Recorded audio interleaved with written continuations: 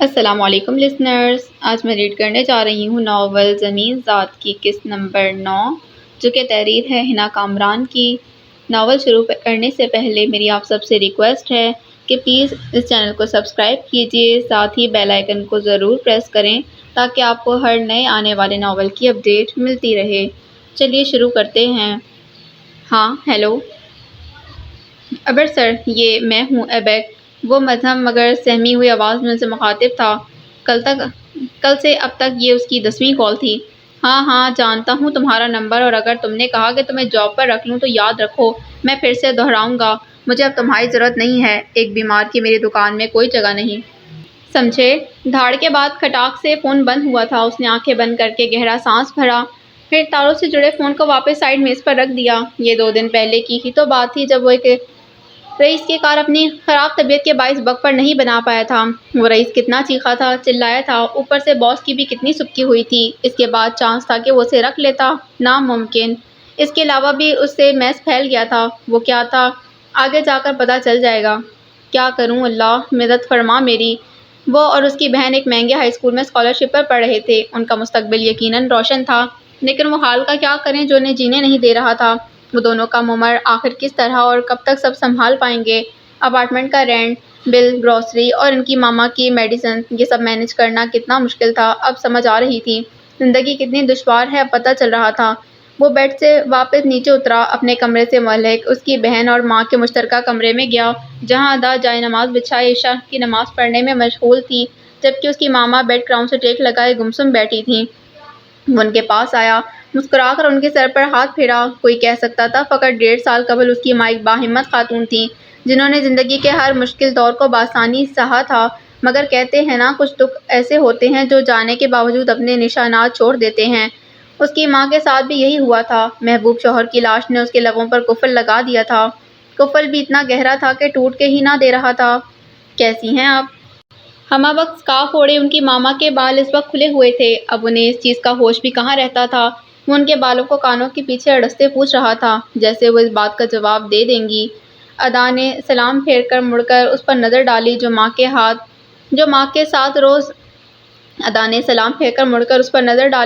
کے ساتھ ہر روز کی طرح لاڈ کر رہا تھا۔ وہ مسکرا دی۔ حجاب میں وہ کوئی معصوم پھول تھی، پاکیزہ اور خوشبودار پھول۔ جانتی ہیں آپ کا بیٹا آج بڑا میچ ہار گیا۔ جیت جاتا تو شاید نیشنل ٹیم میں ایک چانس مل جاتا، مگر ایسا نہیں ہوا، کیونکہ ایسا نہیں ہونا تھا۔ اس نے نظریں جھکاتے ہوئے توقف کیا، کچھ لمحوں بعد پھر سے بولا، سب میری وجہ سے بہت دکھی تھے، میں بھی تھا، شاید یہی میری قسمت کو منظور ہے۔ معلوم ہوتا ہے فٹ بال کا یہ میرا آخری دور تھا۔ ڈینس بہت اثر و رسوخ والا ہے، اس نے کہا کہ مجھے نکلوا دے گا ٹیم سے، وہ ایسا کر بھی دے گا، اس کے لیے آسان ہے۔ دعا مانگتی ادا چاہنے کے باوجود اپنا دھیان اس پر سے نہیں ہٹا پا رہی تھی۔ ماں کی گود میں سر رکھ کے ان کے ہاتھوں کے دل پر مقام پر دھرے وہ اپنے دل کی بات بھی انہی سے کر رہا تھا۔ یہ دور جوانی کا دور تھا، لیکن اس دور میں اس کے کندھوں پر ذمہ داریاں آن بیٹھی تھیں۔ شاید یہی وجہ تھی وہ اپنی عمر سے بڑا دکھتا تھا، اور اس کی بہن جو اس سے چند 2 منٹ چھوٹی تھی، اپنی عمر سے کئی سال چھوٹی۔ اگر تمہارے حق میں بہتر ہوگا تو اس کی ٹیم میں رہو گے۔ جائے نماز کو فولڈ کر کے اسٹینڈ پر رکھتے ہوئے وہ اس کی جانب مڑی، ورنہ وہ جتنی مرضی کوشش کر لے نکال نہیں پائے گا۔ ڈینس کو وہ بھی جانتی تھی، آخر ایک ہی کلاس میں تو تھے یہ سب۔ وہ اسکارف کھول کر اس کے پاس آ کر بیٹھی، اس کے ہلکے بھورے سلکی بال شانوں پر بکھر گئے تھے۔ دنیا میں ایک مرد تھا جو انہیں دیکھ چکا تھا، روز دیکھتا تھا، اور وہ تھا اس کا بھائی، اس کا پیارا بھائی۔ اب جلدی سے اٹھ کر بالوں کو کوم کرو، چلو اٹھو۔ اور یہ تو ایبک کا روز کا کام تھا۔ ادا کے بال کچھ زیادہ ہی دراز اور گھنے تھے، تبھی وہ انہیں سمیٹ نہیں پاتی تھی۔ ایک روز اس نے انہیں کٹوانے کے بارے میں سوچا تو ایبک نے درستی سے اس کے فیصلے کو رد کر دیا۔ بھلے شارٹ بال فیشن میں ہوں، لیکن مجھے میری بہن کے بال ہرگز چھوٹے نہیں چاہئے۔ تمہیں مسئلہ ہے انہیں سلجھانے میں تو میں ایسا کر دوں گا، مگر آج کے بعد تم یہ بات کبھی نہیں دہراؤ گی۔ اور وہ یہی تو چاہتی تھی۔ تب سے لے کر اب تک روز صبح اور شام میں ایبک ہی اس کے بالوں کو کوم کرتا تھا، انہیں سمیٹتا اور پھر ان کے لیے رنگ برنگی ہیئر ایسیسریز بھی لاتا تھا۔ جب وہ اکثر اس طرح کی چیزیں لاتا تو ادا کہتی تھی، خواہ مخواہ تم ان چیزوں پر پیسے خرچ کرتے ہو، پورا دن تو میں اسکارف لیتی ہوں، چند گھنٹے ہی ہوتے ہیں گھر میں، جب میں اسے اتار دیتی ہوں، کوئی ضرورت نہیں ہے ان سب چیزوں کی۔ وہ تحمل سے اس کی بات سنتا، ہنستا اور سہولت سے اسے رد کر دیتا۔ تمہیں نہ ہو مجھے تو ہے، مجھے اچھی لگتی ہیں تمہارے بالوں میں یہ لگی چیزیں۔ چند گھنٹے ہی صحیح لگتی تو ہے نا۔ ابھی بھی وہ بیڈ پر گھٹنوں کے بل بیٹھا اس کے بال سلجھا رہا تھا۔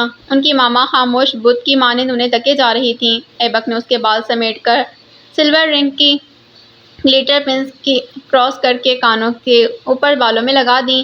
دوسری جانب بھی وہ یہی کر رہا تھا جب ادا مسکراتے اپنے بھائی کی کارروائی سے ہاتھ اٹھا رہی تھی۔ باہر رات گہری ہو رہی تھی اور اندر وہ تین نفوس اپنے اپنے کاموں میں مشغول تھے۔ مشروم کی خوشبو مدھم ہوتی چلی جا رہی تھی اور رات کی چاندنی گہری۔ یہ راہم کا ہائی اسکول میں آج آخری دن تھا، اس کے بعد اس نے یونیورسٹی چلے جانا تھا۔ سوچا تو یہ تھا کہ میچ جیتنے کی خوشی اور آج کا دن وہ بہت اچھے سے سیلیبریٹ کریں گے، لیکن ایسا نہ ہو سکا۔ وہ ہار گئے تھے اور مخالف ٹیم جیت گئی تھی۔ مہینوں کی ریاضت ضائع ہو گئی، جوش مانند پڑ گیا۔ شرحیل اور سمر کے ساتھ وہ ٹرین میں بیٹھنے سے پہلے الاف کو اچھے سے کول ڈاؤن رہنے کی ہدایت کر گیا۔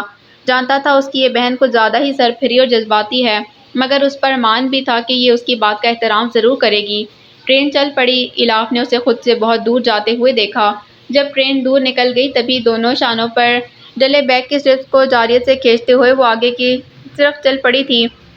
یہ تم اس طرح سے کہاں جا رہی ہو؟ انیشا بھی اس کے آگے بھاگی چلی آئی۔ بڑے بڑے صاف ستھرے بلاکس کی بنی زمین پر پاؤں جماتے اس تک پہنچنے کی سعی میں تھی جو اتنا تیز چل رہی تھی کہ اس کے بال اچھل رہے تھے۔ کسی کو سبق سکھانے۔ لمبی قمیض، کھلا ٹراؤزر، گلے میں مفلر اور پاؤں میں سفید اونچے جاگرز۔ ایسا نہیں کرو، ہار جیت تو قسمت کا کھیل ہے، پھر اس میں اس کا کیا قصور؟ وہ ایک دم رکی، مڑی، آنکھیں چھوٹی کیں اور نتنے پھلائے، انگلی وارن کرنے والے انداز میں اٹھا کر اس پر دھاڑ رہی تھی۔ دیکھو، اگر تم نے اس کی ذرا بھی حمایت کی تو واللہ میں تمہیں ٹرین کے آگے ڈال دوں گی۔ خبردار اگر تم نے اپنے مگرمچھ کے آنسو میرے سامنے بہائے۔ میں نے کہا خبردار۔ اسٹیشن کی دیوار جس پر بڑا سا مرر لگا تھا وہ دونوں اس میں دکھائی دے رہی تھیں۔ ایک نے چھوٹے چھوٹے پرنٹ والا زرد رنگ کا جوڑا زیب تن کیا تھا جس کے ٹراؤزر اور شرٹ پر ایک جیسا پرنٹ تھا، تو دوسرے نے بالکل سادہ ڈیزائن، دونوں کا سا ایک سا تھا، مگر ایک میں بہار کھلی تھی تو دوسری بے موسم وہاں کھڑی تھی۔ ہاں، شاید جھڑی لگنے والی تھی، تبھی خود میں بہار کھلائی لڑکی وارننگ والے انداز میں اسے روک رہی تھی۔ تم بہت ظالم ہو الاف، تمہاری سوچ سے کہیں زیادہ۔ وہ اسی انداز میں وہاں سے چلی گئی۔ اسکول پہنچ کر وہ اپنی دوست کے پاس پہنچی۔ کام ہو گیا؟ چنگم چباتے ہوئے وہ دریافت کر رہی تھی۔ اس کی دوست مسکرائی، اثبات میں سر ہلایا اور بالٹی اس کی جانب بڑھا دی۔ الاف نے اسے کیڑوں اور گیلی مٹی سے بھری بالٹی لی اور پھر گراؤنڈ کی طرف مڑ گئی جس کے کنارے کے گرد لگی 2 فٹ اونچی باؤنڈری وال پر وہ بیٹھا تھا۔ اس طرح کے رخ گراؤنڈ میں فٹ بال کھیلتے لڑکوں کی جانب تھا اور گود میں کتاب کھلی ہوئی تھی۔ جالی کے اس پار کھیلتے لڑکے بآسانی نظر آ رہے تھے۔ وہ کبھی ایک نظر کتاب پر ڈالتا تو کبھی دوسری ان لڑکوں پر۔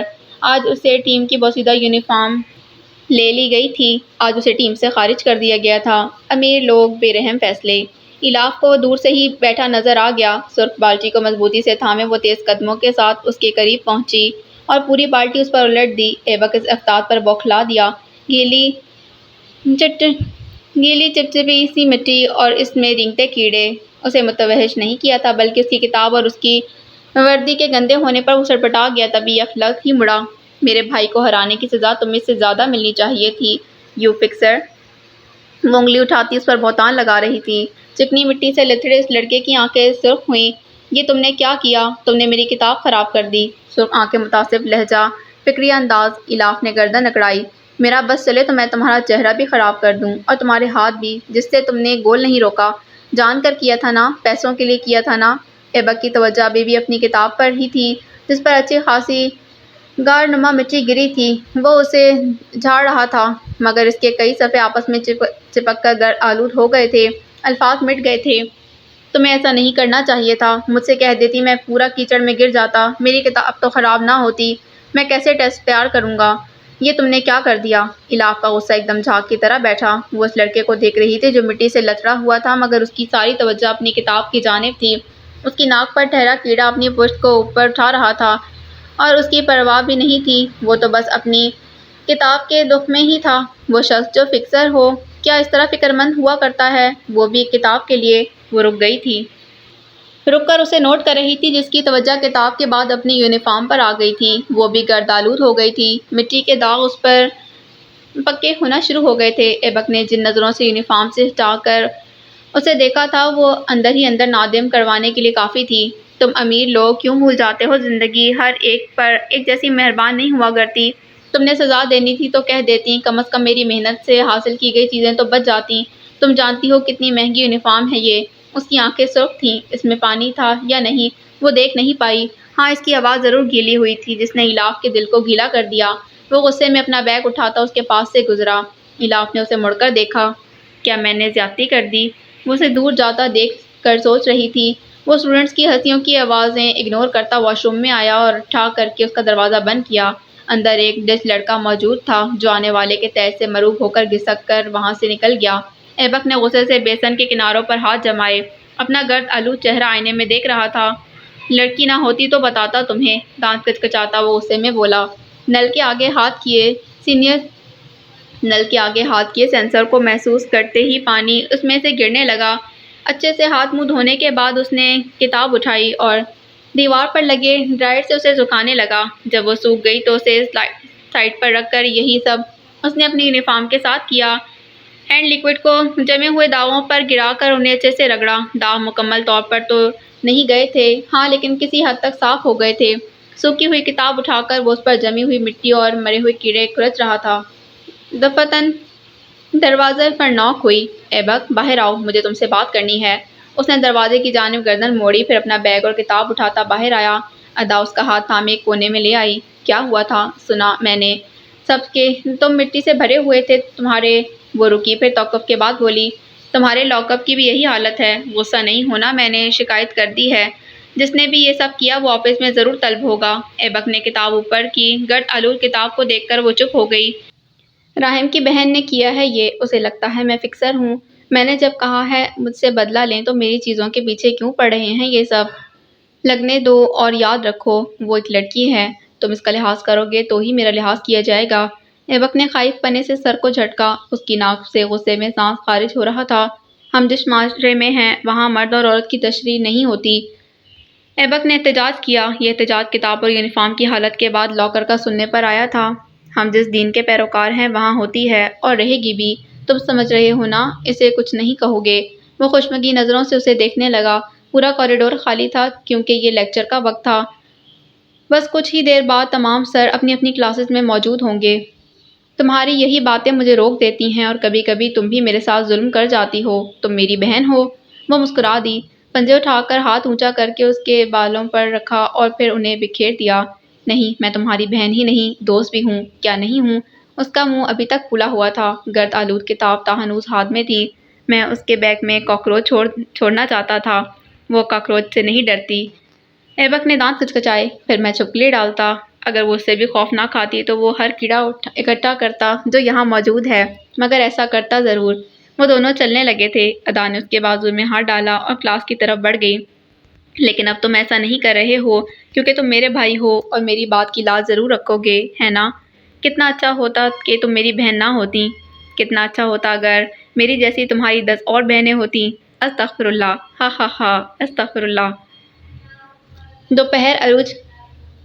دوپہر عروج پر تھی اور سورج چمکدار، مگر جو ہوا تھی وہ ایسی تھی جیسے اس میں برف گھلی ہو۔ سرد گرم موسم میں الاف چنگم چباتے ہوئے پرسوچ سی زینوں پر بیٹھی تھی۔ اس کے سر پر وول کیپ تھی اور سبز کوٹ گھٹنوں کو چھوتا تھا۔ وہ آدھی دھوپ میں تھی اور آدھی چھاؤں میں۔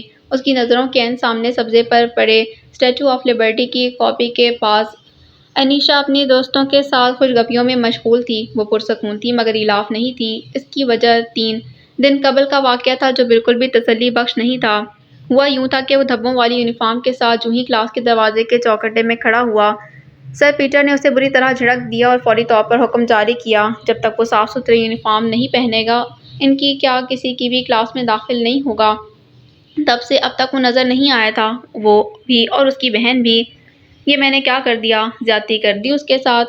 وہ ابھی سر پیٹر کی کلاس لے کر فارغ ہوئی تھی۔ ان کی کلاس کی 2 سیٹس پچھلے 3 دن سے خالی تھیں اور اس کی وجہ سے تھیں۔ یہ وہ کیسے فراموش کر دے؟ آخر کیسے؟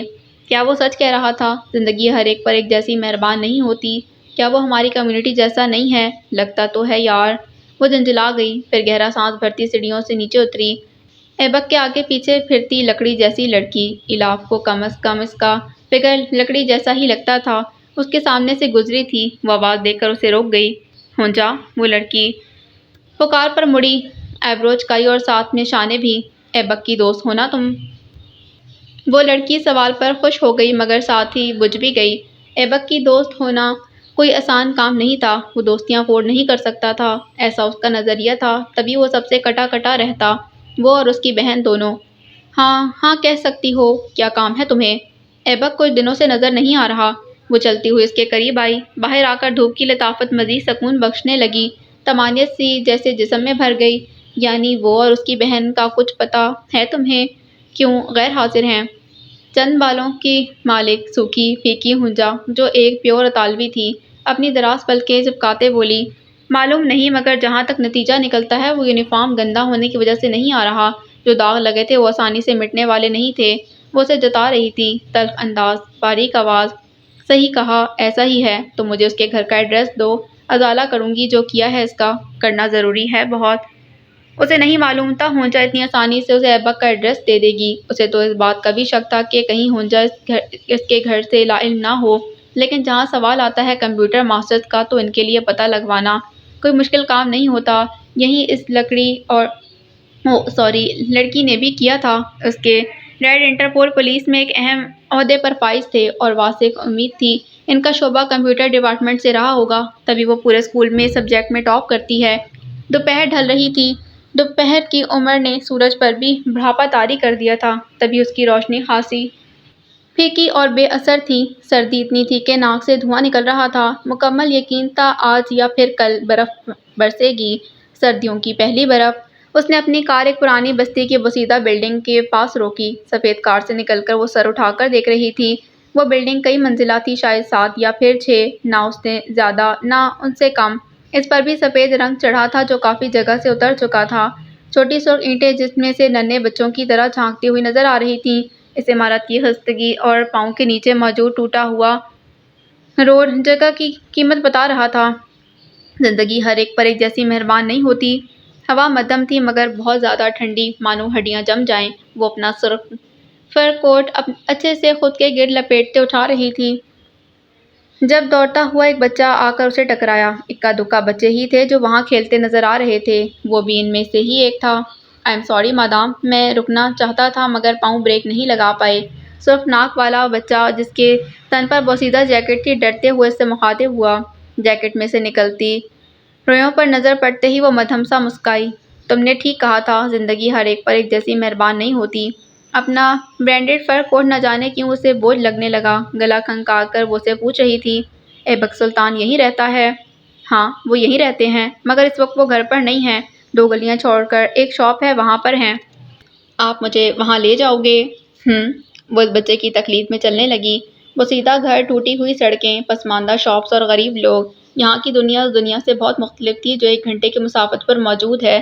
وہاں بیٹھنے کے لیے پلاسٹک کے اسٹولز نہیں ہوتے بلکہ سلور پلیٹڈ کرسیاں ہوتی ہیں۔ وہاں کی شاپس پر عام دودھ کی چائے نہیں بنتی بلکہ مہنگی کافی بنا کرتی ہے۔ وہاں کارن کاغذ کے پیکٹس میں نہیں ملتے بلکہ ان کے لیے ڈسپوزیبل کپس استعمال کیے جاتے ہیں۔ وہاں کی سڑکیں صاف ہوتی ہیں جیسے کسی مٹی کا گزر وہاں سے نہ ہوا ہو۔ وہاں کے گھر ایسے ہوتے ہیں جیسے ابھی عمارتیں تازہ کھڑی کی گئی ہوں۔ بناوٹی دنیا، بناوٹی لوگ، بناوٹی طرز زندگی۔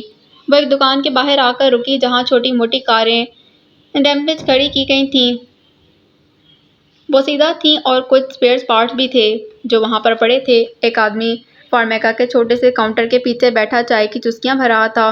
بچہ دوڑتا اس کی طرف گیا اور کچھ کہا۔ تھوڑی دیر بعد چائے کی چسکیاں بھرتا آدمی اسے اوپر سے نیچے تک دیکھنے لگا اور پھر آواز لگا رہا تھا، مسٹر ایبک، تم سے کوئی ملنے آیا ہے۔ ایبک کے نام کے آگے مسٹر آنے والے کی پرسنالٹی دیکھ کر لگایا گیا تھا۔ ایک نیلی کار کے نیچے سے خود کو سلائیڈ کرتے ایبک نے متحیر پنے سے سر اٹھا کر پوچھا، ادا آئی ہے کیا؟ بالکل نہیں، کوئی اور خاتون ہے۔ وہ کھڑا ہوا، کھڑے ہونے پر ایلاف کی نظر اس پر پڑی، منہ دایاں شانہ اور اس کے ہاتھ سیاہ تھے جس پر فقط ایک پینٹ اور بنیان کے کچھ نہ تھا۔ اتنی ٹھنڈ میں وہ یوں کیوں تھا؟ باس سے نظر ہٹا کر اس نے گھمائی تو وہ سامنے کھڑی ہوئی نظر آئی، سرخ مہنگا کوٹ زیب تن کیے، ہاتھ اسی کوٹ کی جیبوں میں ڈالے۔ وہ وہاں کیوں تھی؟ ایبک نے اس سے نظر ہٹائی۔ مڑا، چھت سے بندھی رسی کے ذریعے لٹکتے ٹائر پر رکھی اپنی شرٹ اٹھا کر پہنی اور تیز قدموں سے اس کے پاس سے نکل گیا۔ اس کے باس نے اسے دور تک جاتے دیکھا تھا اور اس لڑکی کو بھی جو اس کے پیچھے لپکی تھی۔ رک جاؤ ایبک، مجھے تم سے بات کرنی ہے۔ وہ ڈھلوان سڑک تھی جس پر سے ایبک تیز تیز گزر رہا تھا۔ ایلاف دوڑتی اس کے سامنے آئی اور سر ہلا کر دوبارہ بولی، سچ کہہ رہی ہوں، صرف بات کرنی ہے۔ دیکھو میرے پاس کچھ بھی نہیں ہے جس سے میں تمہیں اذیت پہنچا سکوں۔ وہ جیبوں سے ہاتھ نکال کر اسے دکھا رہی تھی جو کہ خالی تھے اور سردی کی وجہ سے سرخ پڑ رہے تھے۔ ایلاف کے سر کی بالکل سیدھ میں ڈھلکتا سورج نظر آ رہا تھا، کسی بچے کے ہاتھ پر لگی مہندی کی ٹکی کی طرح جو دھل دھل کر پھیکی ہو جاتی ہے، بالکل ویسا۔ میں غلط تھی، مجھے تمہارے ساتھ وہ سلوک نہیں کرنا چاہیے تھا۔ تمہیں اور تمہاری بہن کو اسکول میں ہونا چاہیے، تم لوگ آ کیوں نہیں رہے؟ اس کے ماتھے پر، ناک پر، آنکھ کے نیچے اور تھوڑی کے ساتھ گال پر بھی گریس لگی ہوئی تھی۔ اس کے ہاتھ گریس اور گرد سے اٹے ہوئے تھے۔ اس نے جو بنیان کے اوپر جیکٹ شرٹ پہنی تھی اس کے بٹن کھلے تھے، جس کی وجہ سے گریس اور تیل کے دھبوں سے اٹا بنیان واضح دکھائی دے رہا تھا۔ اس میں سے اسمیل بھی تو وہی آ رہی تھی، گریس اور موبل آئل کی۔ تم لڑکی ہو، اپنی بہن کے ناطے میں تمہارا احترام کرنے پر مجبور ہوں، ورنہ اچھا سبق سکھاتا تمہیں۔ اس نے سوچا تھا، کہا نہیں تھا، کہہ تو وہی الفاظ رہا تھا جو آس پاس سے گزرتے لوگ نہیں سن سکتے تھے کیونکہ ان کی آواز مدھم تھی اور انداز محتاط۔ ہماری ماما ہاسپٹل میں ایڈمٹ ہیں۔ چھوٹا سا جملہ، چھوٹی سی وضاحت، مگر بہت گہری اور پر اثر بھی۔ اوہ آئی ایم سوری، کیا ہوا ہے انہیں؟ یہ تمہارا مسئلہ نہیں ہے، تم نے اپنی بات کر لی، اب میں جا سکتا ہوں۔ ایلاف نے اس کے جوگر پر نظر ڈالی، وہ بھی گرد سے اٹے خاصے خستہ حال دکھتے تھے۔ پھر اس نے گہرا سانس بھرا اور نظر اٹھا کر اسے دیکھنے لگی۔ دیکھو میں ازالہ کرنا چاہتی ہوں، شرمندہ ہوں اپنی حرکت پر، ایسا نہیں کرنا چاہیے تھا مجھے۔ کیا تم میری کار میں تھوڑی دیر بیٹھ کر بات کر سکتے ہو؟ یہاں ٹھنڈ زیادہ ہے۔ اسے یکدم ہی اس کی حالت کا احساس ہوا جہاں سب لوگ موٹی موٹی جیکٹس اور اپرز میں دبکے ہوئے تھے، وہ فقط ایک بنیان اور شرٹ میں موجود تھا۔ اسے ٹھنڈ لگ سکتی تھی، وہ بیمار ہو سکتا تھا۔ میں تمہاری معذرت کو قبول کرتا ہوں، مجھے بہت سارا کام ہے، اس کے بعد ہاسپٹل بھی جانا ہے۔ امید ہے اگلی بار تم زحمت نہیں کرو گی۔ وہ اس کے سائڈ سے نکل گیا۔ ایلاف نے ہتک سے اسے جاتے ہوئے دیکھا۔ ہاؤ مین، بدتمیز انسان۔ زندگی جس طرح ہر ایک پر مہربان نہیں ہوتی، اسی طرح تمیز بھی نہیں ہوا کرتی۔ کوئی سمجھائے اسے، دیکھو تو ذرا ایٹیٹیوڈ اس کا۔ دانت چباتی وہ بھی مڑ گئی۔ ایبک نے بہت آگے جا کر خود کو ایک دیوار کے پاس روکا۔ وہاں تھوڑے سے فاصلے پر ایک چمچماتی کار کھڑی تھی جس میں وہ بیٹھ کر واپس جا رہی تھی۔ ادا کا خیال ہے، فقط ادا کا۔ وہ چلی گئی تھی۔ اس کے جانے کے بعد ایبک نے خود کو دیوار کے سہارے کھڑا کیا، اپنے میلے کچیلے ہاتھوں کو آنکھوں کے سامنے کر کے افسردگی سے مسکرایا۔ پتہ نہیں کبھی یونیورسٹی بھی جا پاؤں گا یا نہیں۔ 3 دن پہلے جب ایلاف نے اس پر کیچڑ پھینکا تھا، وہ سر پیٹر کے نکالنے پر ادا کے ساتھ گھر آیا جہاں ان کی ماں زمین پر اوندے منہ پڑی تھیں۔ وہ دونوں بوکھلائے ہوئے انہیں ہاسپٹل لے گئے۔ ڈاکٹرز نے اچھی خبر نہیں سنائی، ان کا علاج بہت مہنگا بتایا گیا تھا۔ ہاسپٹل کے اخراجات اور دواؤں کے پیسے پورے کرنے کے لیے وہ دونوں بہن بھائی 3 دن سے کولوں کے بیل کی طرح جتے ہوئے تھے۔ آج ان کی ماما کو ڈسچارج کر دینا تھا، آج انہیں بلز پے کرنے تھے اور آج تک وہ خالی ہاتھ ہی تھے۔ ان کا چھوٹا سا فون رنگ کرنے لگا۔ ہاتھوں کو نیچے گرائے وہ پینٹ کی جیب ٹٹول رہا تھا۔ نمبر شناسا نہیں تھا، پھر بھی اس نے کال ریسیو کی۔ جانتا تھا یہ اس کی بہن ہوگی، آج بھی کسی نہ کسی سے فون ادھار لے کر اسے کال کر رہی ہوگی کہ وہ فون بوتھ سے کال کر کے پیسے ضائع نہیں کرنا چاہتی تھی۔ دونوں پیسے بچاتے تھے تاکہ پڑھ سکیں اور اپنی ماما کا علاج کروا سکیں۔ ایبک کے پاس جو فون تھا وہ بھی ادا نے ہی لیا تھا اور زبردستی اسے تھمایا تھا تاکہ اسے فون سے اپنے بھائی سے رابطہ کر سکے تب جب رابطہ کرنے کی ضرورت ہو۔ ہیلو ایبک، یہ میں ہوں ادا۔ ایک عجیب سی سچویشن ہو گئی ہے، سمجھ نہیں آ رہی کیسے بتاؤں۔ ادا کی آواز میں کچھ بھی غیر معمولی نہیں تھا، پھر بھی وہ چونک گیا تھا۔ جھٹکے سے اپنی پشت دیوار سے ہٹائی۔ تم ٹھیک ہو؟ کیا ہوا ہے؟ آواز میں استعجاب تھا، فکرمندی بھی اور چاہت بھی۔ میں ٹھیک ہوں، کول ڈاؤن۔ ہاسپٹل کا بل پے ہو چکا ہے، راحم نے کیا ہے۔ وہ ڈرتے ڈرتے اسے بتا رہی تھی کیونکہ جانتی تھی یہ اس کا بھائی کی خودداری پر ایک کاری ضرب ہے۔ کسی کا بھی احسان لینا وہ دونوں گویا اپنے اوپر حرام سمجھتے تھے، اس طرح کا احسان تو خاص کر راحم نے کیوں؟ سب سکارف میں ڈھکے سر کو ادا نے مڑ کر دیکھا۔ کچھ فاصلے پر ہی راحم جینس کی جیبوں میں ہاتھ ڈالے شراحیل کے ساتھ کھڑا محو گفتگو تھا۔ اس نے سر سیدھا کر لیا۔ اگر وہ اسے بتا دیتی کہ یہ نمبر بھی راحم کا ہے جس سے وہ کال کر رہی ہے تو یقیناً ایبک اس سے بہت خفا ہو جاتا۔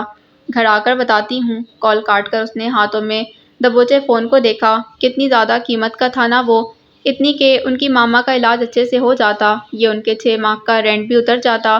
وہ مڑ کر اس تک آئی۔ سائنس میں تم کافی ذہین ہو، سائنٹسٹ بننے کا ارادہ ہے کیا؟ وہ ان دونوں کے نزدیک آ رہی تھی۔ ہاسپٹل کے احاطے میں کھڑے وہ دونوں شاید اسی طرح کی گفتگو کر رہے تھے۔ بالکل ایسا ہی ہے، یہ میرا پسندیدہ سبجیکٹ ہے۔ اس نے گردن موڑ کر خود سے فاصلے پر رکتی ادا کو دیکھا۔ سبز اسکارف میں اس کا چہرہ دمک رہا تھا۔ 17 سال کی معصومیت سے بھری ہوئی وہ لڑکی 20 سالہ راحم کو اچھی خاصی بھا رہی تھی، اتنی زیادہ کہ اس کے احترام میں دل کے ساتھ راحم کی نظریں بھی جھک رہی تھیں۔ عورت کو ایسا ہونا چاہیے کہ مرد کی نگاہ اٹھتے ہی جھک جائے، شرم یا کراہیت سے نہیں، بلکہ عزت اور رعب سے۔ راحم کی نظریں ہمیشہ اسے دیکھ کر یوں ہی جھک جایا کرتی تھیں۔ کیوں؟ اس بارے میں وہ کچھ جان رہا تھا۔ مدد کے لیے شکریہ، آپ کا قرضہ بہت جلد لوٹا دیں گے ہم۔ راحم نے جھجکتے ہوئے نظروں کو اس کے چہرے پر سے ہٹایا، پھر واپس گرا بیٹھا۔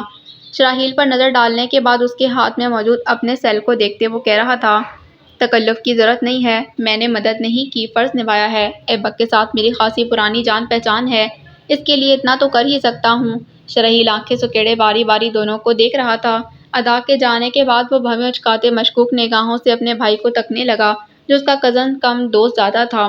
وہ اس بارے میں بات کرے گا، اس نے سوچ لیا تھا، مگر پھر بھی آپ نے بہت وقت پر مدد کی، آپ ایک نیک دل انسان ہیں۔ وہ اس کی تعریف پر بلش ہوا تھا، وہ اس کے ساتھ بات کرتے ہوئے یوں ہی بلش ہو جایا کرتا تھا۔ اللہ آپ کی نیکی کو رائیگاں نہیں جانے دے گا، انشاءاللہ۔ وہ کہہ کر اس کی سائیڈ سے گزر گئی تھی۔ راحم نے نگاہیں زمین پر ہی رکھیں، دل میں پنپتے جذبات بڑی شدت سے اپنا آپ منوانے لگ گئے تھے۔ وہ بے بس ہوا اور اعتراف کر بیٹھا اس چیز کا جو بہت انمول ہے، محبت بہت انمول ہے۔ محبت بہت انمول ہے۔ ادا کے جانے کے کئی منٹ تک وہ اس راستے کو تکتا رہا تھا جس پر وہ چل کر گئی تھی۔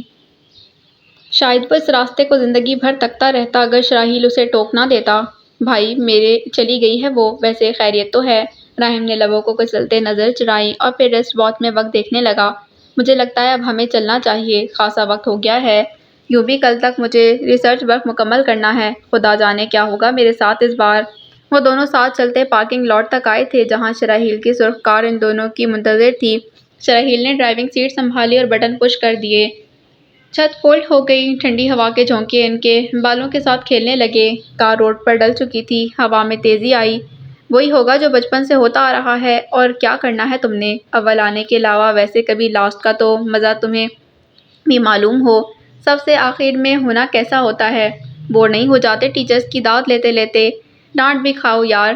وہ سر کو پیچھے گرا کر ہنس رہا تھا جو اپنے والدین کا سب سے فرمانبردار بیٹا تھا۔ اچھی صورت، شگفتہ لہجہ یا مہارت جھلکاتا وجود اسے دل مول لینے والا نہیں بناتا تھا، بلکہ وہ اس کا اخلاق تھا جو ہر ایک کا دل جیت لیتا تھا، عزت کرنے اور پسند کرنے پر مجبور کرتا۔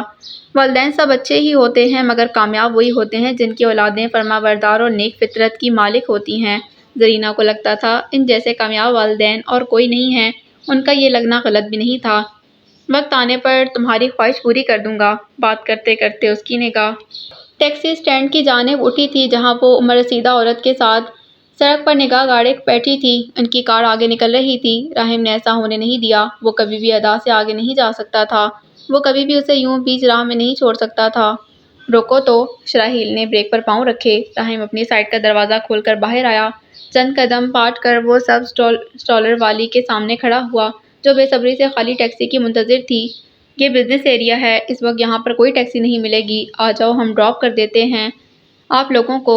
بات مکمل کرنے کے بعد اس نے لب بستہ اس کی ماں پر نظر ڈالی اور پھر آسمان کی جانب جو ہولے ہولے گرے ہونا شروع ہو چکا تھا۔ گہرے سرمئی بادلوں کا راز شروع ہوا۔ خنکی اور موسم میں نمی اس بات کا واضح ثبوت تھی کہ بارش برسنے والی ہے، پر راحم نے نرمی سے اسے ٹوکا، انکار کرنے سے پہلے اپنی ماما کی کنڈیشن دیکھ لینا، انہیں اس حال میں اس موسم میں چھوڑنا اچھا نہیں ہے۔ ادا نے مڑ کر گمسم بیٹھی ماں کو تکا اور پھر اسے دیکھنے لگی جو گرم لانگ کوٹ زیب تن کیے اس کے سامنے کھڑا تھا، خاموش طبع مگر اچھے اخلاق والا۔ بہت شکریہ، مگر کو چھوڑو، آؤ اس سے پہلے کہ بارش ہو جائے۔ وہ اس کی سنے بنا ہی گمسم عورت کو کونی سے اٹھا کر گاڑی کی سمت بڑھ چکا تھا۔ اس کی ماما جیسے ہی بیک سیٹ پر بیٹھی، گاڑی کی فولڈ ہوئی چھت کھول دی گئی تھی۔ شاید ایسا اس کی ماما کی وجہ سے کیا گیا۔ ادا کو ناچار دروازہ ادا کو ناچار دروازہ کھولے راہم کی طرف بڑھنا پڑا۔ اس کے بیٹھنے پر گاڑی بھی چل پڑی۔ سڑک کو چھوڑ، شہر کو چھوڑ، کچی آبادیوں میں، وہاں جہاں اس کار کے ٹائر میلے ہو جائیں، جہاں کوئی بھی ان جیسا جانا نہ چاہے۔ ہاں، انہیں رستوں کی مسافر ہوئی تھی وہ کار۔ مگر کو چھوڑ دو، آؤ، اس سے پہلے کہ بارش ہو جائے۔ وہ اس کی سنے بنا ہی گمسم عورت کو کونی سے اٹھا کر گاڑی کی سمت بڑھ چکا تھا۔ اس کی ماما جیسے ہی بیک سیٹ پر بیٹھی۔ گاڑی کی چھت فولڈ ہوئی تھی۔ شاید ایسا اس کی ماما کی وجہ سے کیا گیا تھا۔ ادا کو ناچار دروازہ کھولے راہم کی طرف بڑھنا پڑا۔ اس کے بیٹھنے پر گاڑی بھی چل پڑی۔ سڑک کو چھوڑ کر، شہر کو چھوڑ کر، کچی آبادیوں میں، وہاں جہاں اس کار کے ٹائر میلے ہو جائیں، جہاں کوئی بھی ان جیسا جانا نہ چاہے۔ ہاں، انہیں رستوں کی مسافر ہوئی تھی وہ کار۔ گدلی سڑکیں، کوڑے سے بھرے یوزمی اور اس بدبودار علاقے کے اینڈ میں ایک ٹوٹی پھوٹی عمارت کے سامنے وہ سرسمٹماتی کار رکی تھی، جسے آس پاس کے لوگ مڑ مڑ کر دیکھ رہے تھے۔ یہ آج کے دن کی دوسری مہنگی کار تھی جو ان کی سستی کالونی میں آئی تھی۔ راہم کو فرق نہیں پڑا تھا، بالکل اسی طرح شراحیل کو بھی نہیں پڑا تھا۔ جگہ اور عمارت سے وہ دونوں مرعوب نہ ہوئے تھے، لوگوں سے ہوتے تھے، ان کے صاف دلوں سے ہوتے تھے۔ اچھے انسان کی خصوصیت بھی تو یہی ہے کہ وہ دولت کو چاہنے کے بجائے انسان کو چاہے، دولت کو پوجنے کے بجائے اس خالق اور مالک کو پوجے جو اس کا اصل معنی میں حقدار ہے۔ اس کے علاوہ اور ہو بھی کون سکتا ہے؟ بہت شکریہ آپ کا، پوری زندگی احسان مند رہوں گی۔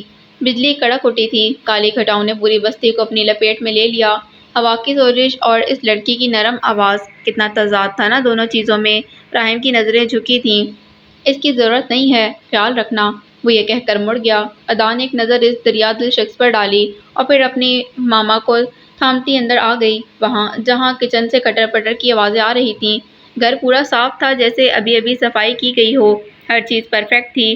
وہ ماما کو ان کے بیڈ پر لٹا کر کچن میں آئی، دیکھا تو دنگ بالکل بھی نہ ہوئی تھی، کیونکہ ایبک اکثر و بیشتر ایسے کام کرتا تھا۔ وہ میلے برتنوں کو چمکانے کے بعد سکھاتے ہوئے ریک میں لگا رہا تھا۔ آہٹ پر مڑ کر دیکھا مگر مسکرایا نہیں۔ خائف نظر اس پر ڈال کر پھر سے اپنے کام میں مشغول ہو گیا۔ ادا پھیکی سی مسکرائی۔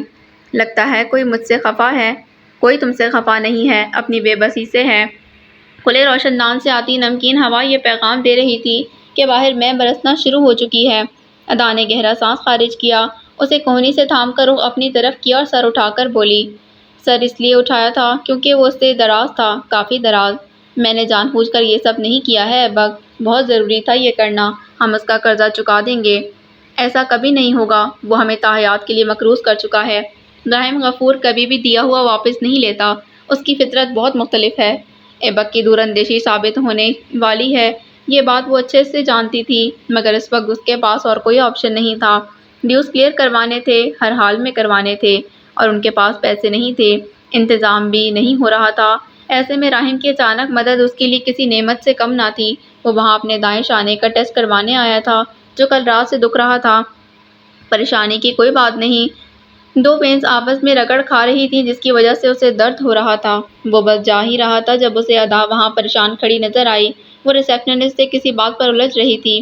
وہ بات راحم سن چکا تھا، اس لیے اس کے لاکھ گریز کے باوجود اسے مدد کرنے سے خود کو روک نہیں پایا اور اس پر عمر بھر کے لیے احسان کر بیٹھا۔ اچھا ٹھیک ہے، پرسکون ہو جاؤ، اس بات کو ہم بعد میں ڈسکس کر لیں گے۔ یہ بتاؤ کیا بنایا ہے کھانے میں؟ خوشبو تو بہت اچھی آ رہی ہے۔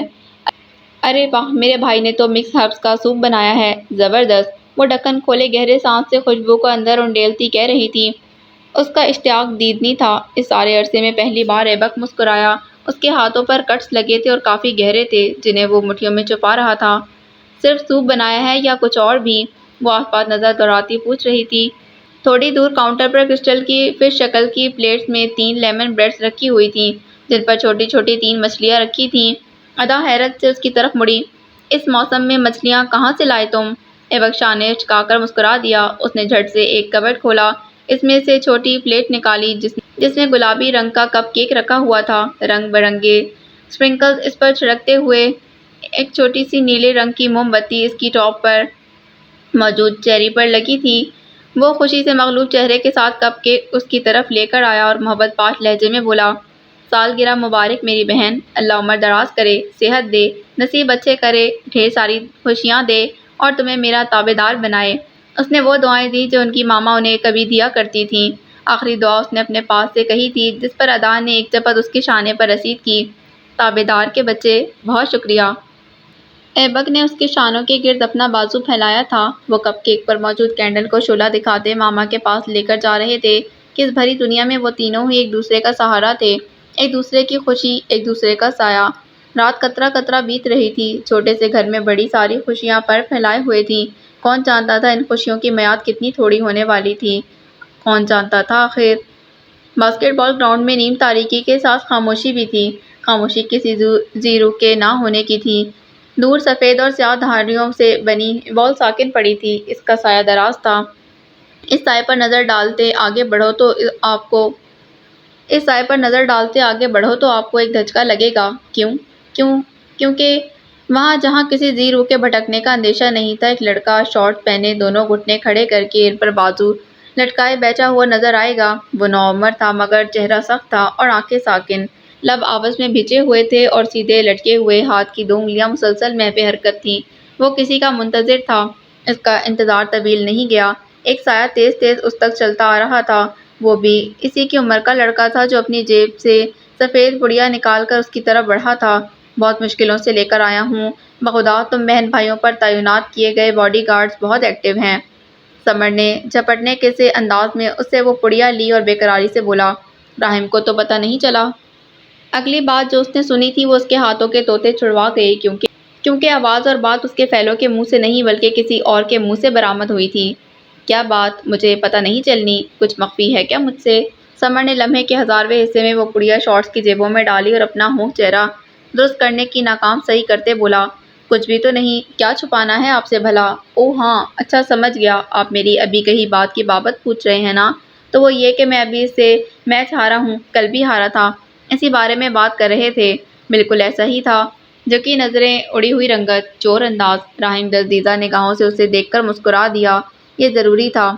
اچھا تو یہ بات ہے۔ یار کچھ خیال کرو، میرے بھائی کو مات دیتے ہوئے تمہیں شرم آنی چاہیے۔ کوئی اتنے اچھے انسان کو کیسے ہرا سکتا ہے؟ وہ اس لڑکے کا شانہ تھپک کر کہہ رہا تھا۔ سمر کی جان میں جان آئی۔ راحم سے وہ محبت کرتا تھا، اس سے اتنا ہی لگاؤ اور عزت تھی جتنی ڈیڈ کے ساتھ تھی۔ اگر اسے معلوم ہو جائے کہ وہ آئس لینا شروع ہو چکا ہے تو وہ تو بالکل ہی ٹوٹ جائے گا۔ وہ اپنے بھائی کو ٹوٹتا ہوا نہیں دیکھ سکتا تھا، کبھی نہیں۔ آپ فکر نہ کریں، اگلی بار ایسا نہیں ہوگا۔ اب میں چلتا ہوں، ہوم ورک کرنا ہے مجھے۔ وہ دونوں وہاں سے گھسک گئے تھے۔ راحم نے ساکن بال، نیٹ اور مدھم لائٹس کو دیکھا، جوڑ توڑ اور نتیجہ اخذ کر لیا۔ یہ مجھ سے جھوٹ کیوں بول رہا ہے؟ گردن موڑ کر اس کے سایوں کو تکنے کے بعد اس کی نظر ساکن بال پر جا ٹھہری تھی۔ آسمان کی سیاہی گہری تھی، اس لیے نیم تاریکی میں بھی کچھ ٹھیک طرح سے دکھائی نہیں پڑتا تھا۔ وہ جینس کی جیبوں میں ہاتھ ڈالتا چھوٹے قدم اٹھاتا اس بال کے پاس پہنچا۔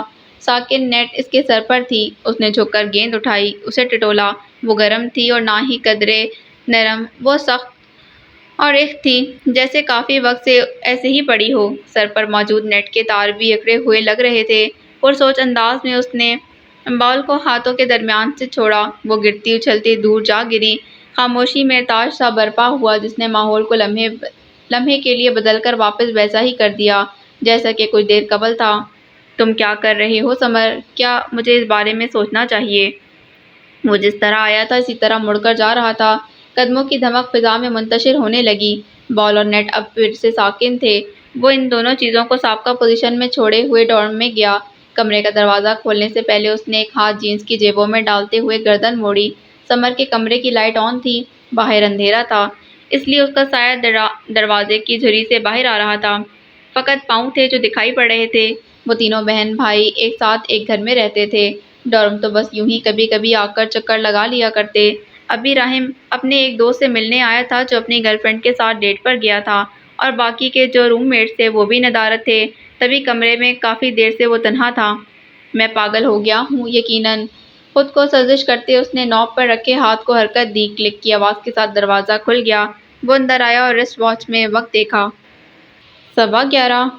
تھوڑا پاگل نہیں، کچھ زیادہ ہی پاگل۔ اس انسان کی سالگرہ کا انتظار کر رہا ہوں جو مجھے ٹھیک سے جانتی بھی نہیں اور جس کے پاس فون بھی نہیں ہے۔ آفرین راحم، آفرین۔ 12 بجے کسے وش کرو گے تم جو اب تک جاگ رہے ہو؟ پاؤں کو جاگر سے آزاد کراتے وہ خود سے ہم کلام تھا۔ کمرے کی کھڑکی کھلی تھی، اس لیے دوید بالوں کی تہ سے ڈھکا آسمان اندر جھانکنے کی صحیح میں تھا، مگر وہ جھانک پاتا تب نہ جب خود بادلوں کی قید سے رہائی حاصل کرتا۔ آہ بیچارہ آسمان، وقت لگے گا میری بے وقوفیوں کو۔ ماضی ہنسنے لگا مجھ پر اور میں قابل رحم مرا جا رہا ہوں، فقط ایک جملے کے لیے، سالگرہ مبارک کہنے کے لیے۔ آہ راحم، دنیا کی تمام ہمدردیاں تمہارے ساتھ ہیں۔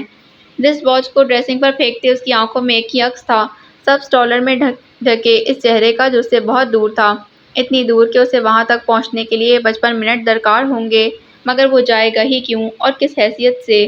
جیکٹ کو بیڈ پر اچھال کر وہ واش روم کا دروازہ کھول کر اندر چلا گیا۔ جہاں وہ اندر گیا تھا وہیں ساتھ والے کمرے میں سے کوئی دروازہ کھول کر باہر آیا تھا۔ وہ سمر تھا جو واش روم سے نکلا تھا۔ ٹاول سے چہرے کو پوچھتے اس نے اسٹڈی ٹیبل پر رکھی پلاسٹک کی پڑیا اٹھائی۔ خالص ہے اور بہت پر اثر بھی۔ اس کے 3 دوست اس کمرے میں موجود تھے کیونکہ وہ ایک دوسرے کے ساتھ روم شیئر کرتے تھے۔ 2 ایک ساتھ بیڈ کی پائنتی سے ٹیک لگا کر نیچے بیٹھتے تو تیسرا دائیں جانب پڑے صوفے پر نیم دراز تھا۔ اوپر والا جملہ بھی اس نے ہی بولا تھا۔ سمر نے اسٹڈی ٹیبل کے پاس رکھی کرسی کھینچی اور اس پڑیا کو آنکھوں کے سامنے کیا۔ چھوٹے چھوٹے باریک دانے براق سفید تھے۔ مجھے لگتا ہے راحم کو شک ہو گیا ہے ہم پر۔ اس نے صوفے پر نیم دراز وکرم کی جانب گردن موڑی۔ دیکھا نہیں تھا ہم نے درخت کی اوٹ میں چھپ کر کیسے وہ بال کا معائنہ کر رہا تھا؟ وکرم نے پشت کو آرام دہ صوفے سے ہٹایا۔ تمہارا کہا درست ہے مگر وہ کس طرح کا شک کر سکتا ہے؟ بیڈ کی پائنتی سے ٹیک لگائے ڈینس نے بات کا جواب دیا۔ اس کی شک کی بنیاد بہت بودھی ہوگی، اب تک وہ بھی بھول چکا ہوگا۔ اگلا جملہ جبن نے جوڑا تھا، کیونکہ وہ سمر سے پیار جو کرتا ہے۔ اس بات پر مدھم کہکوں کا سیلاب کمرے میں امڑ آیا۔ سمر نے سر کو جھٹکا، پیکٹ کی سیل کھولی اور اس میں سے چند دانے ہتھیلی پر گرا دیے۔ دوسرے ہاتھ سے انگوٹھے سے انہیں مسلنے کے بعد وہ اسے سونگھ رہا تھا۔ باقی سب یہ کام پہلے ہی کر چکے تھے، اس لیے قدرے نشے میں تھے۔ اس بات میں کوئی شک نہیں ہے، دماغ کو بوجھل کرتے ہوئے وہ ان سب سے کہہ رہا تھا۔ جب نے بھی یہی کام کرنا شروع کیا، لیکن وہ آئس کا استعمال نہیں کر رہا تھا بلکہ الکوہل کی بوتل کو ہونٹوں سے لگا رہا تھا۔ لگانے کے بعد کہہ رہا تھا، یار خالی الکوہل مزہ نہیں دیتی، کوئی صنف بھی یہاں پر ہونی چاہیے۔ اف کیا بتاؤں تمہیں، ایبک کی بہن میں کیا حسن چھپا ہے۔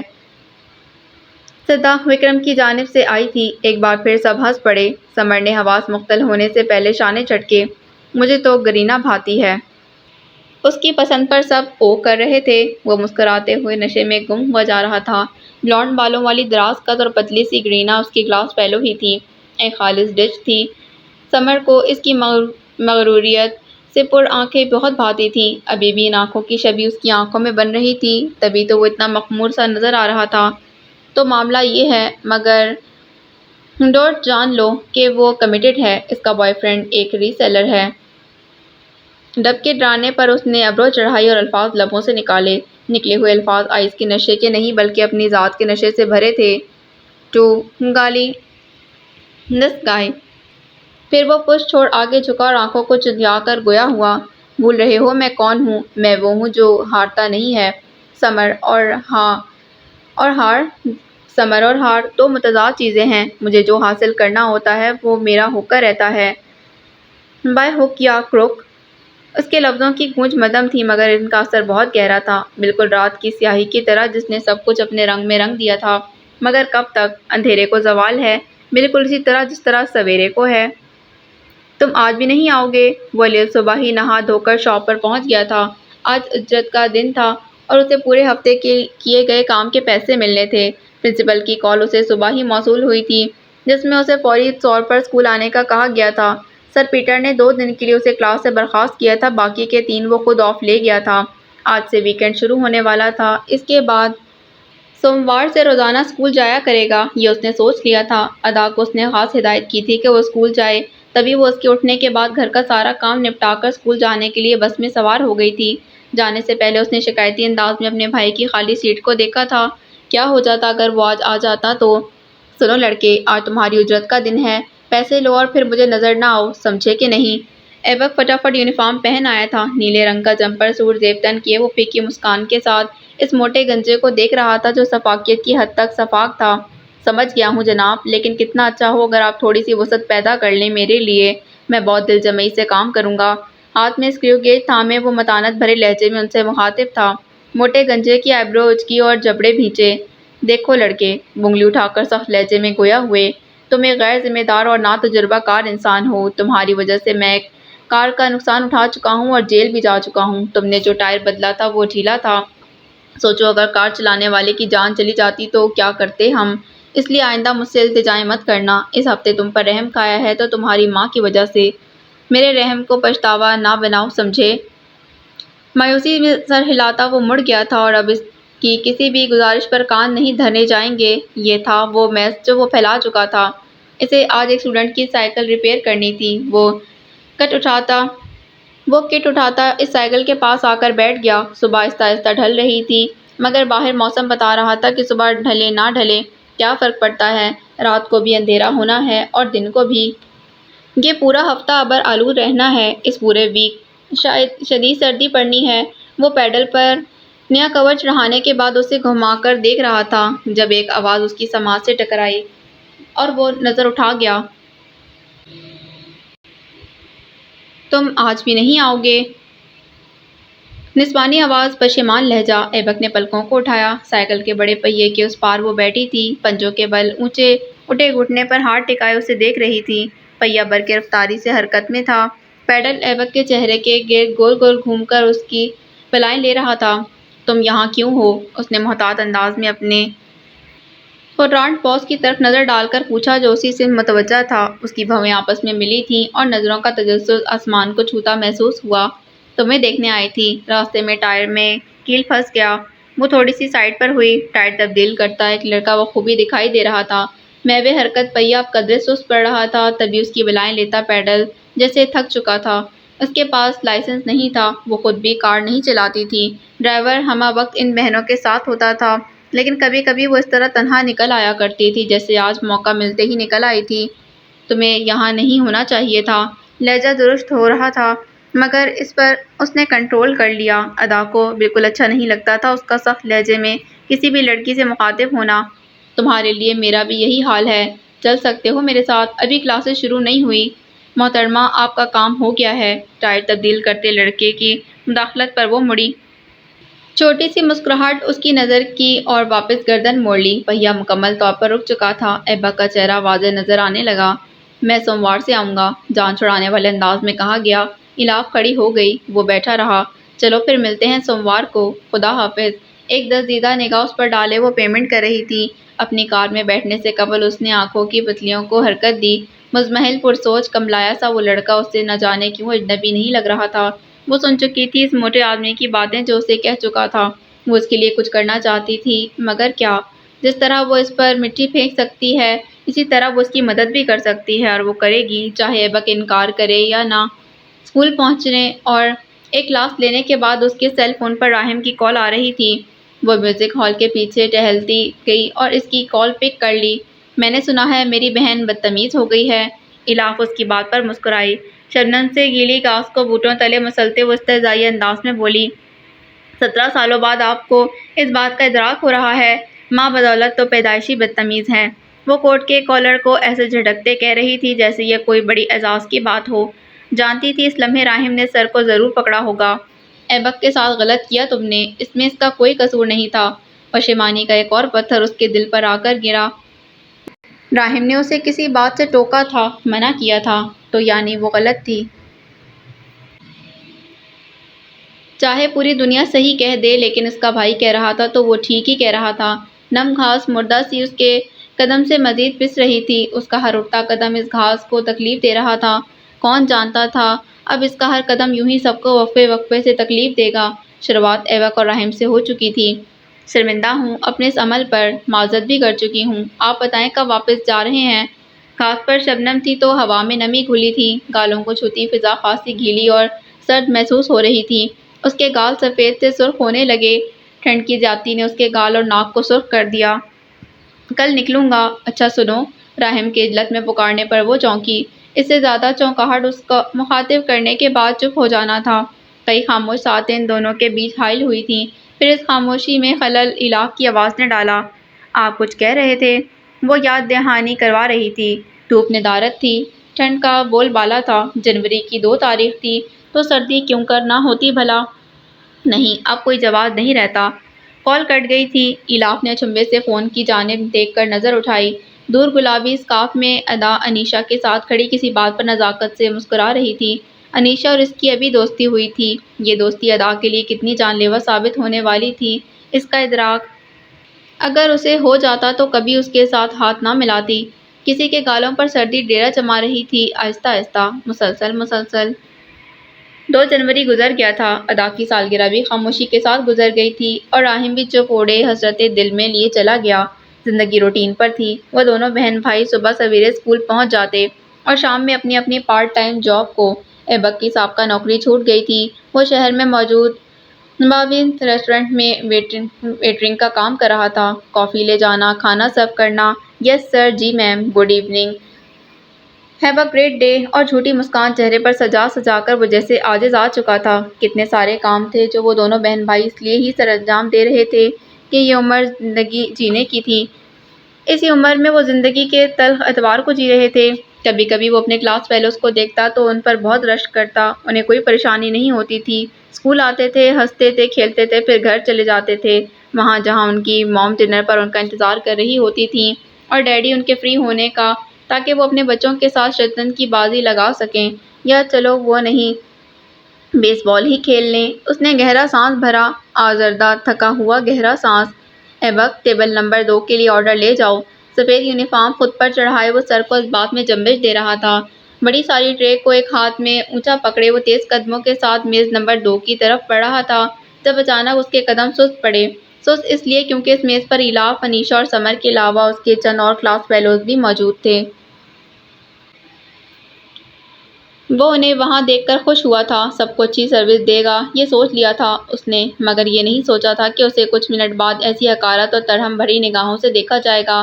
مغربی دنیا میں بھی یہ ہوگا جہاں ہر اسٹوڈنٹ فخر سے پارٹ ٹائم جاب کرتا ہے اور لوگ اس کی محنت کو سراہتے ہیں۔ ہاں، اسی دنیا میں ایبک سلطان کو ذلیل کیا جائے گا، اور کیا خوب کیا جائے گا، دیکھنا تم۔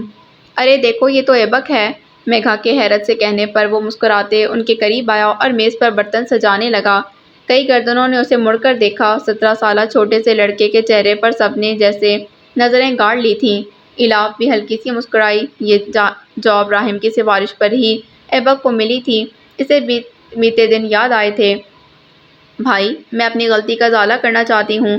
ایبک بابنس میں اپلائی کرنے گیا تھا۔ انہوں نے کل کا وقت دیا ہے، آپ پلیز کسی طرح اس کی جاب وہاں فکس کروا دیں۔ اور وہ جانتی تھی ایبک کی جاب کے پیچھے راہم کا ہی ہاتھ تھا۔ اس نے کس طرح سے یہ کیا وہ نہیں جانتی تھی۔ معنی رکھتی تھی تو یہ بات کہ اب ایبک پھر سے نوکری شدہ ہے اور خوش لگ رہا ہے۔ کچھ بھی مزید چاہیے تو مجھے بلانا۔ سیل فون پر بزی سمر کو دیکھتے اس نے کہا تھا، پھر ایک نگاہ سب پر ڈالی۔ ڈینس نے کرسی کی پشت چھوڑ دی تھی۔ وہ میز پر کونیاں ٹکائے بیٹھا تھا۔ اس بات پر تحقیر سے اسے مخاطب ہوا، کیوں نہیں، اور کسے بلائیں گے؟ تم سے زیادہ بہتر سروس اور کون دے سکتا ہے ہمیں؟ لو درجے کے لوگ اچھے سے چاکری کرنا جانتے ہیں۔ مسکراہٹیں یکدم سکڑی۔ خاموشی نے لمحے کے 1000ویں حصے میں سب کو اپنی لپیٹ میں لیا، مانو وہاں جیسے کوئی نہ ہو، فقط ان 7 لوگوں کے۔ چھری کانٹوں کی آوازیں، دبے دبے قہقہے اور خسر پھسر کی آوازیں سب اس ایک تانے میں گھل گئی تھیں جو ڈینس کے لبوں سے برآمد ہوا۔ خوشی زائل ہوئی، ہیتک نے آن گھیرا۔ ڈینس، یہ ایلاف تھی جو اسے باز رہنے کا کہہ رہی تھی۔ ڈینس نے ہاتھ کے اشارے سے اسے چپ کروا دیا۔ ٹپ کتنی ملتی ہے تمہیں؟ اس نے اوپر سے نیچے تک اسے دیکھا۔ افسوس زیادہ نہیں ملتی ہوگی۔ خوش ہو جاؤ، بلکہ جشن مناؤ، کیونکہ آج میں تمہیں اتنی ٹپ دینے والا ہوں جتنی تمہاری تنخواہ بھی نہیں ہوگی۔ میں بھی ایسا کروں گی، سائنا نے لب دباتے ہوئے کہا۔ اور میں پیچھے کیوں رہوں؟ کسی غریب کا بھلا ہو جائے گا، اس سے بہتر کیا بات ہے؟ ڈچر بھی کیوں پیچھے رہتا؟ ہیتک کے زیر اثر ایبک کا چہرہ سرخ ہو چکا تھا۔ سمر نے سیل فون لکڑی کی ٹیبل پر رکھا اور ایک تائرانہ نگاہ سب پر ڈال کر بولا، کم آن، کیا ہو گیا ہے تم سب کو؟ جب ٹپ آئے گی دے دینا، ابھی تو جانے دو بیچارے کو۔ اور یہ لفظ تھا، یہ بیچارہ، لفظ جس نے ایبک کے جبڑے بھیج دیے۔ انیشا اس گفتگو کے وقت غصے سے ڈینس کو تک رہی تھی۔ کتنی چھوٹی سوچ رکھی تھی اس انسان نے، چھوٹی سوچ ہی تھی جو لفظوں کے ذریعے باہر نکل رہی تھی۔ ایلاف میز پر دونوں ہاتھ مار کر کھڑی ہوئی۔ انف از انف، کیا ہو گیا ہے تم لوگوں کو؟ کس طرح کی باتیں کر رہے ہو؟ ایبک نے آگے بڑھ کر آخری گلاس میز پر رکھا اور لمبے ڈگ بھرتا وہاں سے چلا گیا۔ جاتے جاتے ڈچر کی آواز اس کی سماعت سے ٹکرا کر اس کے خون کو کھولا گئی، اور وہ آواز یہ تھی، یار ہم تو غریب کی مدد کر رہے ہیں، کیا برا کر رہے ہیں؟ اس نے اسٹیل کی گول ٹرے پر اتنی سختی سے انگلیاں جمائیں کہ یوں لگتا تھا جیسے وہ اندر دھس جائیں گی۔ وہ نہیں جانتا تھا باہر الاف اس کے مقدمے میں کیا کیا کہہ رہی ہے۔ دکھ تھا تو اس بات کا کہ وہ اپنے ہی کلاس فیلوز کے ہاتھوں سب کے سامنے ذلیل کیا گیا تھا۔ اس نے ٹرے کو اسٹیل کے بڑے سارے سنک میں اچھالا اور اسے کناروں سے تھام کر کھڑا ہو گیا۔ اس کے اس عمل پر زبردست آواز گونجی جس پر کئی گردنوں نے اسے مڑ کر دیکھا۔ ایک نے تو پوچھ بھی لیا، یہ کیا طریقہ ہے نوعمر لڑکے؟ ایبک نے سنک کو جھٹکے سے چھوڑا، ایپرن کو گناہ آلود چیز کی مانند بدن سے الگ کیا اور قہر برساتی نگاہوں سے وہاں سے چلا گیا۔ فٹ پاتھ پر سر کو دونوں ہاتھوں میں تھام کر بیٹھے ایبک کے قریب کسی کی تیز سانسوں کی آواز گونجی، سانسوں کے بعد بولنے کی آواز جس پر اس نے چونک کر سر اٹھایا۔ تم کتنا تیز چلتے ہو واللہ، اتنا تو کبھی میرے جم ٹرینر نے بھی مجھے نہیں بھگایا جتنا آج تم بھگا چکے ہو۔ سردی میں بھی اس کی بھووں کے کناروں پر پسینے کی بوندیں اکٹھی ہو گئی تھیں۔ سانس کی رفتار تاہنوز تیز تھی اور چہرہ بھاگنے کی وجہ سے تھوڑا سد گیا تھا۔ وہ ہونٹوں کو گول کر کے اس میں سے سانس چھوڑ رہی تھی۔ یہاں کیوں ہو تم؟ اوہ اچھا سمجھ گیا، دوستوں کو ساتھ لائی ہوگی یہاں بھی میرا مذاق بنوانے کے لیے، ہے نا؟ اس کے نحیف سے چہرے پر بدگمانی کی بہت گہری پرچھائیاں تھیں۔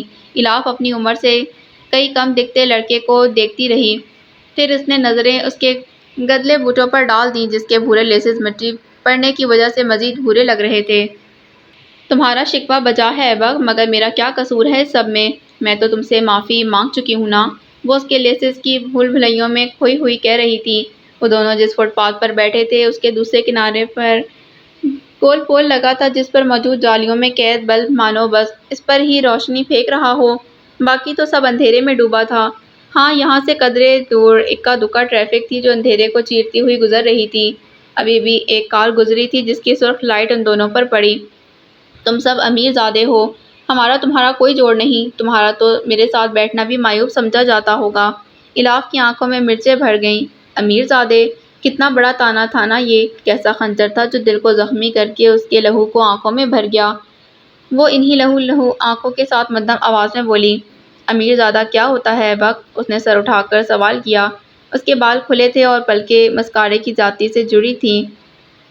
کوئی امیر زاد نہیں ہے، یہاں سب زمین زاد ہیں، زمین کی پیداوار، زمین کی امانت، اسی سے نکلے ہیں، اسی میں جائیں گے۔ اور میں تمہیں ایک بات بتاؤں، وہ لبوں کو آپس میں جوڑے خاموش نگاہوں سے اسے سن رہا تھا۔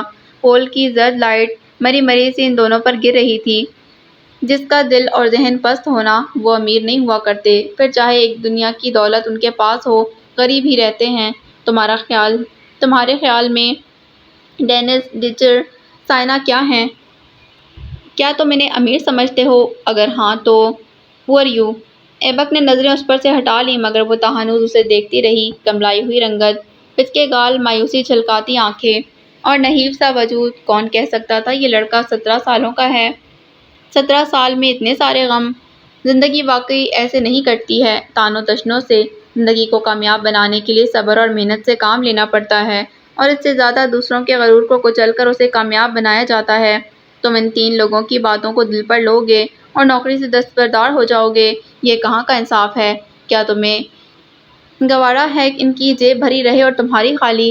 وہ ہاتھوں کی مٹی کو تھوڑی تلے ٹکائے اسے سن رہا تھا۔ سڑک پر موجود چھوٹے چھوٹے کنکر ہوا کی دوش پر ادھر سے ادھر بکھر رہے تھے۔ ایبک کو ان پتھروں میں اپنا وجود بھی بکھرتا نظر آیا۔ لفظوں کو بہت آسانی سے نکالا جا سکتا، بڑے بڑے بھاری لفظ بہت آسانی سے ادا کیے جا سکتے، مگر وہ درد، اس نے اب بھی الاف کو نہیں دیکھا۔ اس کی نظریں تو پتھروں پر ہی اٹکی ہوئی تھیں۔ پول کی زرد لائٹس ہولے ہولے دم توڑ رہی تھی۔ اس کی اذیت کا احساس اسے ہی ہوتا ہے جو سہتا ہے، کہتے ساتھ ہی وہ اٹھ کر وہاں سے چلا گیا۔ الاف وہاں تنہا بیٹھی رہ گئی۔ ایبک کی پرچھائی بھی وہاں سے اٹھ کر چلی گئی تھی۔ اس نے آنکھیں بند کی اور خود کو وہاں کچھ دیر کے لیے تنہا چھوڑ دیا۔ دن یوں ہی سستی اور کاہلی سے بیتتے چلے گئے تھے۔ الاف کی باتوں کا اثر اس نے اتنا لیا کہ وہ واپس اپنی جاب جوائن کر چکا تھا۔ ان کی ماما کی کنڈیشن اب تک وہی تھی۔ اسکول میں اب تک وہ دونوں بہن بھائی اپنا سابقہ ریکارڈ تیار کرتے ہوئے اچھا رزلٹ دے رہے تھے۔ اب اس کی الاف کے ساتھ کبھی کبھی براہ راست بات ہو جایا کرتی تھی۔ ایبک نے جان لیا کہ یہ لڑکی اپنے سرکل سے کافی مختلف ہے۔ الاف کا خاص پناہی کے گروپ کے 2-3 لڑکے اس کے لیے جی توڑ محنت کر رہے تھے، مگر سمر سے چھپ کر، جانتے تھے اگر سمر کو اس بات کی بھنک پڑ گئی تو ان کا بھرکس نکال دے گا۔ مگر کون جانتا تھا اپنی بہنوں کے لیے محتاط انسان کسی دوسرے کی منگیتر کے لیے کس قسم کے خیالات رکھتا ہے۔ چھٹی کا وقت تھا۔ گرینا اتفاق سے نکلی۔ دھوپ میں سب اسٹوڈنٹس کی طرح گراؤنڈ میں ٹانگوں کو پسارے بیٹھی ہوئی تھی، دونوں ہاتھوں کو تھوڑا پیچھے رکھ کر آنکھیں بند کیے، منہ آسمان کی جانب تھا۔ اس کے سنہری بال جس کی فرینچ ناٹ بنائی گئی تھی دھوپ کے زرد ذروں میں مزید چمک رہے تھے۔ سنہری پلکیں بند تھیں اور ایسا لگتا تھا جیسے ان پر کسی نے ابشاں چھڑک دی ہو۔ آئس کے ہلکے سے نشے میں گم سمر اس کے قریب آ کر بیٹھا، ایک بری نظر اس کے وجود پر ڈالی۔ کھلا سفید ٹراؤزر اور اورنج فارمل شرٹ جس کے کف بہت کھلے اور بڑے تھے، بازو بھی بڑے تھے، فیشن کے طور پر انہیں بٹنوں کی قید میں نہیں دیا گیا تھا۔ گلے کے بٹن بھی کھلے تھے اور ان میں سے سلور کلر کی کافی ساری چینز بھی تھیں جو جھلک رہی تھیں۔ کالر کو کافی پیچھے کیا گیا تھا، یا پھر رکو، اسے پیچھے نہیں کیا گیا تھا، اس کی سلائی ہی ایسی تھی کہ وہ پیچھے گرا ہوا تھا، جس کے سبب اس کی مخروطی گردن صاف نظر آ رہی تھی۔ سمر نے ہاتھ اس کی گردن کی طرف بڑھایا۔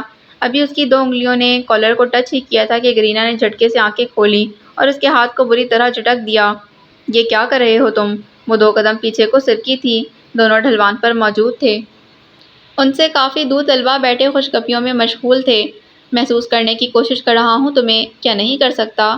اس کی بوجھل آواز پر گرینا کے ماتھے پر 2 بلوں کا اضافہ ہوا۔ اس نے آس پاس نگاہ دوڑائی، نزدیک کوئی بھی نہیں تھا۔ حد میں رہو سمر، تمہاری فطرت کتنی گھٹیا ہے۔ وہ اس کی بات پر ہنسا تھا، گردن کو پیچھے گرا کر وہ ہنستا ہی چلا گیا۔ بہت ڈیڑھ ہو تم، کتنی بار تمہیں دھتکار چکی ہوں، پھر پیچھے آ جاتے ہو، مگر بس اب بہت ہو گیا، اب تمہاری کمپلین کرنی ہی پڑے گی۔ وہ اٹھ کر جانے لگی تھی جب اس کی کلائی سمر نے مضبوطی سے ہاتھ میں جکڑنے کے بعد اسے زور سے اپنی جانب کھینچا۔ بات سنو میری، زندگی عزیز ہے تو چپ رہو اور خاموشی سے آج شام میرے پاس آ جانا، ورنہ بہت برا ہوگا تمہارے ساتھ۔ منہ سے کف نکالتا وہ اسے ڈراتے کہہ رہا تھا، مگر گرینا نہیں ڈری۔ اس کا منگیتر رسول رسوخ والا آدمی ہے، وہ خود ویل آف فیملی سے تعلق رکھتی ہے، تو کیوں کر ڈرتی ان گیدڑ بھبکیوں سے؟ بھاڑ میں گئے تم اور تمہاری دھمکیاں۔ اپنا ہاتھ چھڑواتی وہ وہاں سے تیز تیز چل دی تھی۔ وہ تو چلی گئی مگر ادا وہاں بیٹھی رہی تھی۔ کون جانتا تھا اس خزاں رسیدہ درخت کے پیچھے بیٹھی لڑکی ان کی تمام گفتگو سن رہی ہے، سن کر اپنی آنکھیں بھگو بیٹھی ہے۔ سورج آ کر چلا گیا تھا، دن سے رات ہو گئی۔ ادا جلے پیر کی بلی کی مانند یہاں سے وہاں ٹہل رہی تھی۔ اسے کیا کرنا چاہیے؟ کیا وہ راہم کو سمر کے بارے میں بتا دے، یا وہ سمر کی باتیں انیشا کے گوش گزار کر دے؟ مگر کیا وہ دونوں اس کا یقین کریں گے؟ ان 4 بہن بھائیوں کی وارننگ کو مد نظر رکھتے سب اسے ہی جھوٹا ڈکلیئر کریں گے، اور وہ سب برداشت کر سکتی تھی، یہ لفظ نہیں۔ پریشان لگ رہی ہو؟ وہ اپنی ہی سوچوں میں گم تھی جب اس کے استغراق میں خلق ایک نرم آواز نے ڈالا۔ وہ راہم کی آواز تھی۔ اس نے جھٹکے سے سر اٹھایا۔ ادا کے سر اٹھاتے ہی راہم کی نظریں جھک گئیں۔ سیاہ انی اسکارف میں اس کا چہرہ ہیرے کی مانند دمک رہا تھا۔ آپ؟ چونکتے ہوئے اس نے آس پاس نگاہ دوڑائی۔ وہ کاؤنٹر کے پیچھے کھڑی تھی اور اس وقت شاپ بالکل خالی تھی۔ اسے اپنی سوچوں پر بند ماننا ہوگا، ورنہ گاہک آ کر یوں ہی چلے جائیں گے، اور وہ بوڑھی خاتون جنہوں نے یہ آرگینک